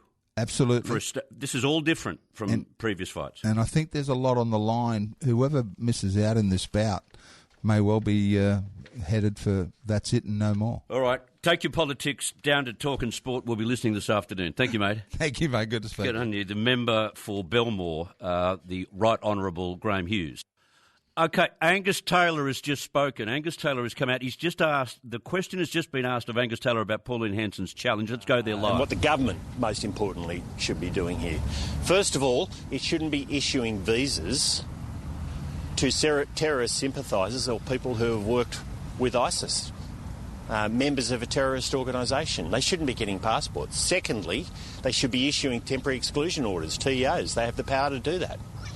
And thirdly, they could join us and pass legislation to prevent third parties repatriating these ISIS sympathisers, these terrorist sympathisers and members of a terrorist organisation, preventing them from coming to the country. Now, I implore all members of the Parliament, including One Nation, to work with us to do that. And we've seen in the last couple of days new news about Dr. Jihad, who is apparently alive in a jail in Iraq. The government has apparently been sitting on this since 2022. They've known it for a long time. He wants to come back to the country. The government should be saying straight out they will not allow that to happen. And as I say, I'll work with any of my parliamentary colleagues, including One Nation, to continue to prosecute the case on that. Okay, so there you go. It's a yes. It sounds like a yes. He's saying that all parties should be working with him, not he working with her, but he's turned the tables on who's working with who. But he's suggesting that they should all be getting together to make sure that those terrorist sympathisers, those ISIS fighters, don't come back into the country. So he hasn't squibbed it after all, Angus Taylor. He's only left it to just before midday. Let's go to Gary's call, who's been waiting to talk about the tattoo he got when he was 16. What did you get, Gary? Oh, mate, I was boxing at the time in the amateurs, and I believe I'm 75, so I got sharks on my chest. I got horses rearing up on my back. I've got 3 tattoos on my upper arms, both upper arms. But the best advice I ever got from the fellow, the old bloke that did the tattoos, he said, "Don't get any tattoos down your forearms." And later I started a business, and you'd never know I've got a tattoo. That I agree with the fellow that said about the girls. I have my great nieces that have tattoos, and it's shameful. It's shameful. Yeah, is that what you think when you turn up and spend time with them? I do. I love them dearly, but I don't mention it because I don't want to offend them. But they're kin, and to see them on these beautiful girls, it disappoints me. I could imagine, Gary. Thank you very much for that. Peter, spelling when you get tattoos. Yeah, mate.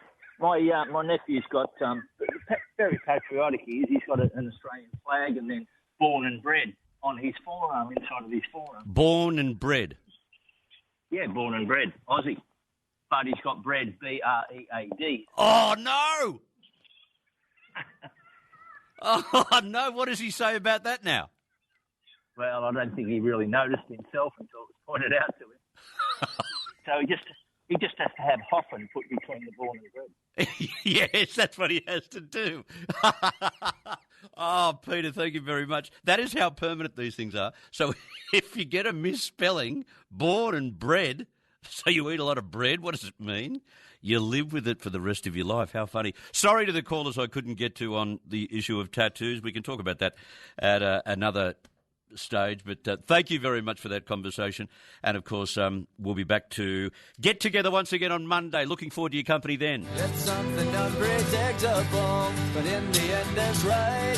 I hope you had the time of your life. So thank you so much for your contributions this week. We've had a stack of calls, which I always love. Your contributions make the program. So maybe we can repeat the dose next week too. It's something unpredictable, but in the end it's right. I hope you had the time of your life. You have a fabulous weekend, and we look forward to your company on Monday at the same time. This is Chris Smith on the Castle of Common Sense.